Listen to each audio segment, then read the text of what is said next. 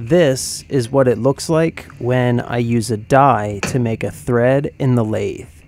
As you can see, it's not the most refined way to go about doing this. It's a bit clunky and a bit clumsy. Quite frankly, it's hard to look cool on camera when this is what you're doing. And if that wasn't bad enough, because there's nothing really keeping the tap handle and die straight and square to the thread, you'll often end up with crooked threads as well. Now, if you hang out in this little hobby machining corner of the internet long enough, you'll learn that all of the popular kids are using tailstock die holders for this sort of thing. And when it comes to tailstock die holders, there seems to be two predominant designs that you can choose from. The first design has a handle and operates with sort of a friction clutch mechanism, and then the second design is the floating tailstock die holder, which normally comes with several attachments that you can use for different sized dies. Now, while I'm sure that it works well enough, I just don't really like the idea of having to use a handle, so I prefer the floating design, and that's what I'm going to go with here. In case you're unfamiliar with how this works, it's called a floating die holder simply because the part that holds the die is able to float back and forth on a mandrel. The basic design for this style, where you change out this floating section for your different sized dies, is well known and proven to work. So I figure the only logical thing to do is to change that proven design and replace it with something unknown of my own invention. I present to you the floating tailstock die holder with magnetic quick change attachments. As usual, plans for this project will be available to download on my Patreon. Link is in the description. Once again, for this project, I will be using some nasty, gnarly old mystery steel. It would be great to have a nice piece of dedicated material for this, but right now I need to use what I have available, and this is what I have available. The first thing that I'm going to do is, of course, to clean up one of these ends and then get a center hole drilled so that I can bring in some tail support. I want to pull out a considerable length of this material from the chuck so that I can get it turned down to the major diameter of the mandrel section of this part.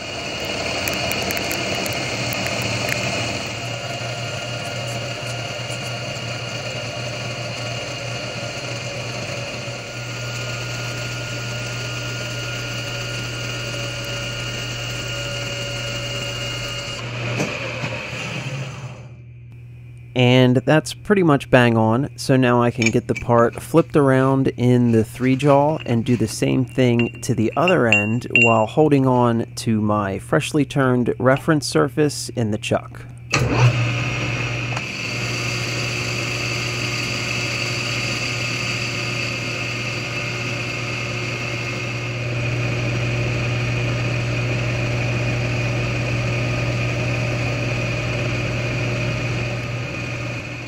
I really want to see how well this taper attachment does with cutting an accurate Morse taper, so I need to get that set up now if I'm going to use it.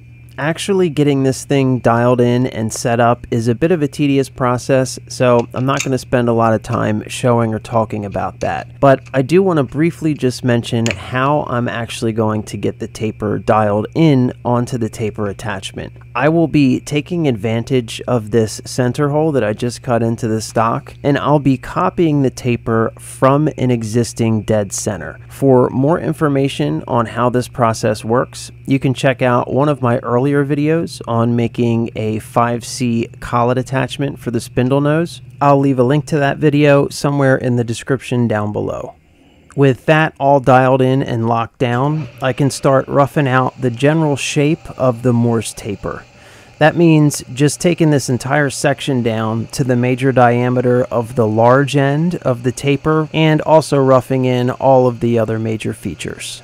And because I just know that right now somebody is rushing down to the comment section to leave a very passionate message about concentricity, let me just say that no, this part doesn't need to be turned between centers. It's already more accurate than it needs to be. But comment below telling me all about how I should have used a cylindrical grinder suspended in zero gravity being towed behind the International Space Station for maximum accuracy. When using this taper attachment, all of my infeeding is done using the compound, and the movement of my cross slide is locked to that taper attachment. Which means, if I did a good job earlier with setting up that taper angle, and let's face it, that's a pretty big if, but if I did a good job with that, all that I have to worry about here is my depth of cut and making sure that I end up with the correct outer diameter at the large end of the taper.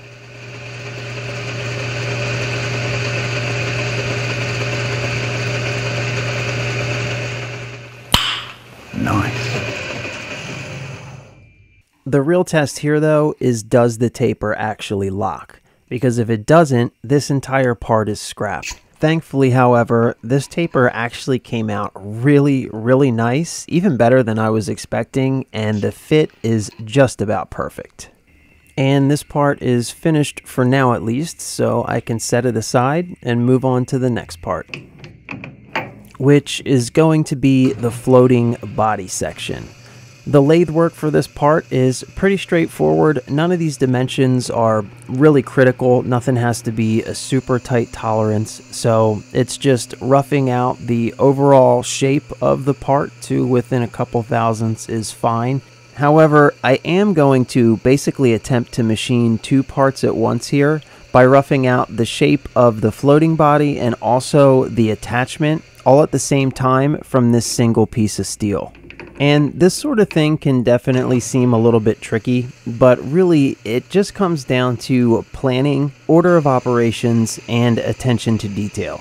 I feel like I don't hear this discussed very often, but for me personally at least, when I'm starting a new project, I can spend a lot of time just staring at my machines, thinking about what I need to do, and more importantly, how I'm going to go about doing it. In my opinion at least, the importance of preparation and project planning cannot be overstated and is one of the most important things to consider when it comes to creating good and accurate parts. It is an incredibly deep subject that I am always studying and looking to improve. I have a long way to go, but, you know, I'm working on it at least. As an aside, these are some pretty decent looking chips for a drill that I just finished sharpening by hand. I must be getting better at that. Now I just need to knock out this counterbore in what I'm calling the attachment section or the attachment part. This counterbore is where the die is actually going to sit. So this is going to be just over an inch in diameter to allow for a 1-inch die. And once this is done, I am ready to part off this, well, part, I guess. I'm parting the part. Party McPart face.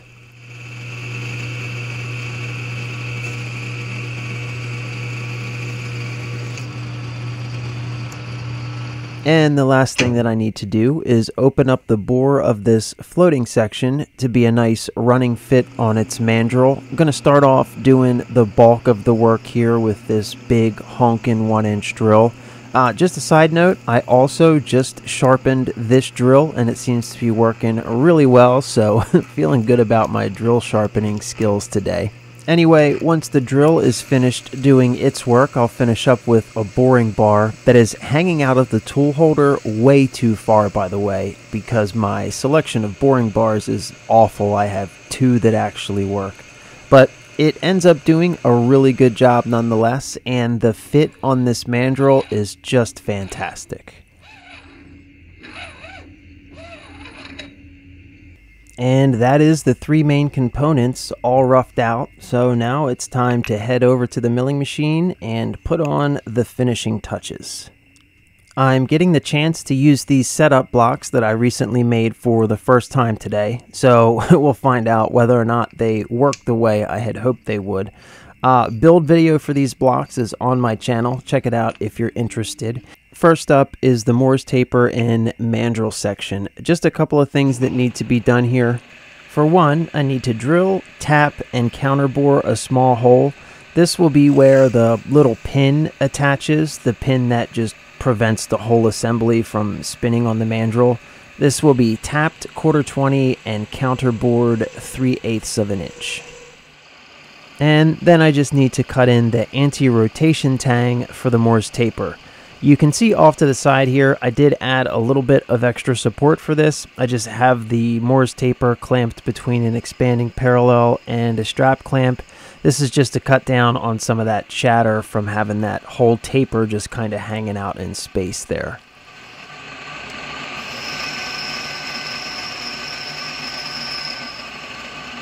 The floating body section, of course, needs to have a slot cut into it. I'm starting off with a drill. This is just to give me room to get my end mill in there.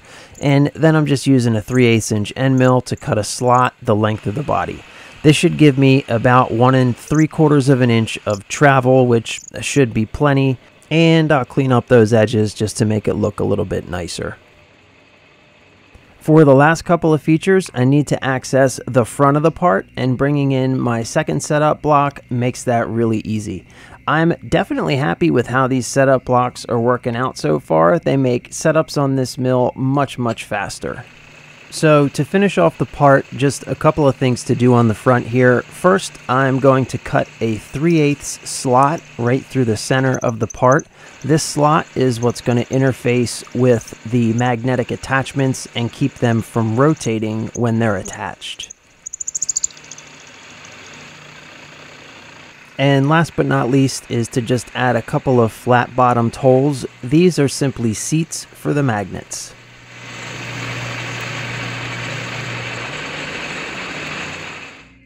Okay, so originally I wasn't even going to bother showing this part because it's literally just drilling a small hole for a set screw. But I decided to include it because I just wanted you to see how ridiculous some of the setups can be on this horizontal milling machine for even the most basic operations, like for instance, drilling a small hole.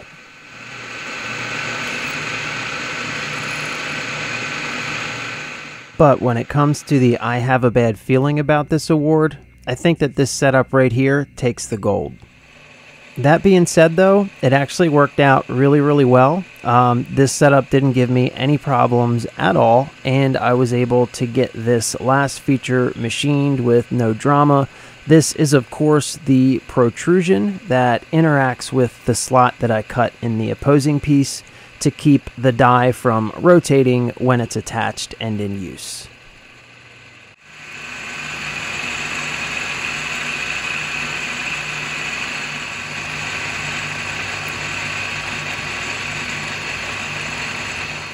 And that's it. All the pieces are finished and we are ready to put this thing together.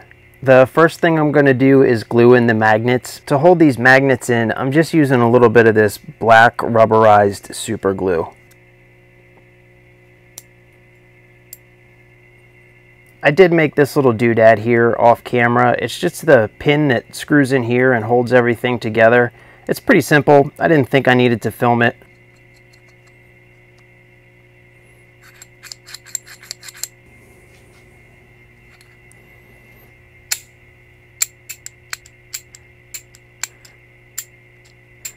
Well, I gotta say, I am happy with that. I guess the only thing left to do now is, all right, I've got a piece of 1018 cold rolled turned down to 1/4 of an inch, and I have a 1/4 20 die in the Super Space Age Magnetic Quick Change Floating Tailstock Die Holder, which means it's time to see if this thing actually works. But before we do, let's make some predictions, because I'm sure that I've been getting comments about this through the entire video, and I want to address them now. Yes, I am aware that there is a potentially show-stopping design flaw. If this thing fails, I'm pretty sure that I know exactly how it's going to fail, and I think that you probably do too. What's most likely to happen if it doesn't work is that the friction of the floating body against the pin here, because remember, this thing's going to be getting torqued really hard in this direction, and it's going to be trying to drag it forward against that pin, and that's going to create a lot of friction. If that friction becomes enough to overcome the holding power of the magnets, then what's going to happen is it's just going to pull the entire attachment away from the assembly as opposed to pulling the assembly forward. So yes, I am aware of that. Yes, I have been thinking about it through this entire project. And yes, I do have a plan in case that happens. All that I have to do is just add a set screw to keep everything together, and it won't be so quick change anymore. But before we consign ourselves to defeat, let's see if it works the way that it is now.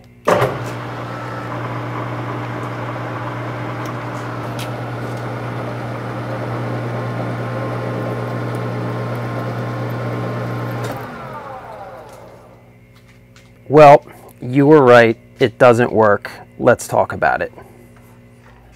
Well, I just spent, I don't even know how many hours, designing, building, filming, editing, and producing an entire video about a project that didn't work. So, is this the end of the world? Am I upset? Am I angry? Do I feel like I've wasted my time? No, no, no, and no.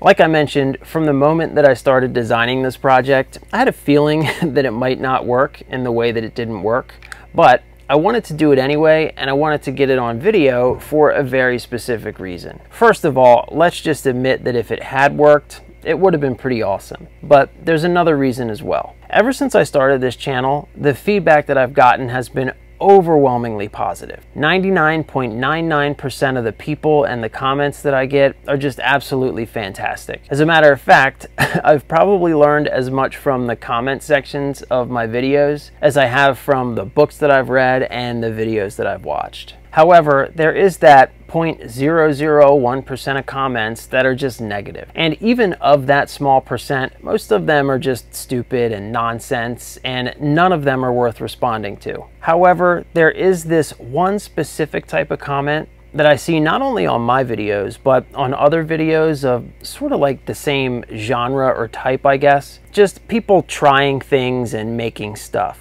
And those are the comments from the people that my dad calls the naysayers. These are the people who are going to give you all the reasons why something can't and won't work. They're going to tell you that your ideas are stupid and that you're wasting your time. Well, I'm here to tell you that you should ignore those people. Ignore them and have compassion for them. Because unfortunately, many of those people are never going to get to experience that feeling that you get when you take an idea that exists only in your head and you bring it out into the real world. And that's an awesome feeling. I think Thomas Edison said something like, "I haven't failed, I've just discovered 10,000 ways that won't work." Well, I'm here to tell you that every second spent in pursuit of those 10,000 ways that don't work is absolutely worth it for that 10,001st way that does. So don't be afraid to try things. Don't be afraid to put yourself out there. Don't be afraid to experiment, and don't be afraid to fail. Because no matter what happens, you're going to learn something and you're probably going to have fun along the way. And with that,